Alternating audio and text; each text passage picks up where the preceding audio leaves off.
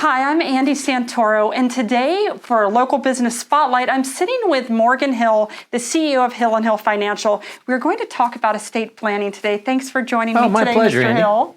So the Build Back Better plan, we've been hearing a lot about that in the news the past year and a half or so. You bet. Talk to me about that and what it means and what you're seeing with investors. Oh, absolutely. First of all, we are nonpartisan, we're non-political, enough yelling and screaming going on in Washington for all of us. But the Build Back Better bill had a lot of stuff in it. One of the things they had was about not being able to do Roth conversions.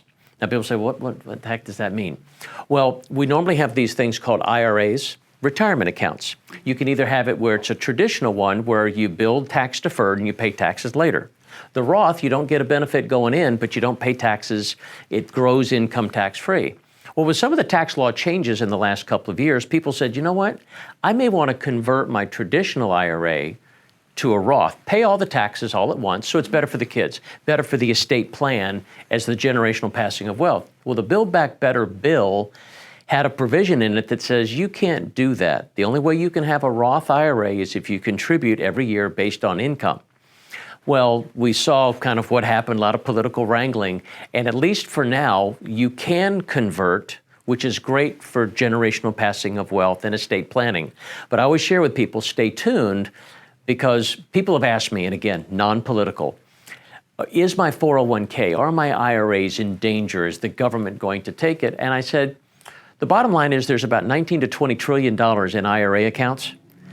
So there's a lot of money there. And so the taxation of it is really on a lot of people's minds. So right now you can convert from a traditional to a Roth. It's sometimes great for generational passing of wealth and is part of your estate plan.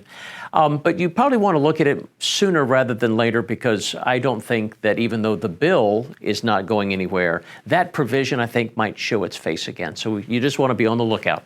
Now, you talked about generations, a generational experience a couple times. So talk to me about people living longer and what you're seeing. I mean, my parents have outlived their parents already. Yeah. It's a whole new concept, probably. Isn't it wild? I'm 62. I just saw my mom the other day. She's a retired missionary. She lives back in Georgia, almost 88. Her mom was, I think, darn near 100. Wow. So we've got long lives in our family. Oh, that's wonderful. One of the things when you look at people living longer and generational passing of wealth, or just what you want to do for that next generation, I find that a lot of folks just don't like to talk about it. And so one of the things I like to do is to kind of demystify and break it down, because, when you start talking about probate, when you start talking about joint tenants with rights of survivorship, contractual law, people just kind of glaze over. So part of our role at Hill & Hill is, one, I have education in a couple of areas. I'm not licensed as an attorney, but I have education and credentialing in the area of law. And so what I do is I say, let's just try to make it simple, kind of estate 101. So I've had conversations with folks in their 80s, folks in their 90s, to break it down into simple components so they're not apprehensive. And what I've seen is oftentimes they don't do anything.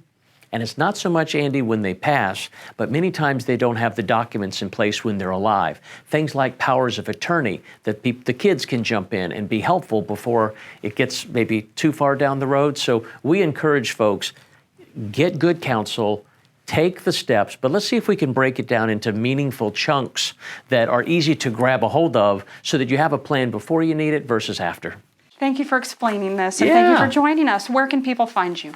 You can go to Hill & Hill Financial, www.hillandhillfinancial.com, and our 1-800 number is 800-887-9647. You can call for a no-cost, no-obligation consultation where we kind of unpack estate planning, investing, risk management, a number of things to help you really get to retirement and get through it successfully.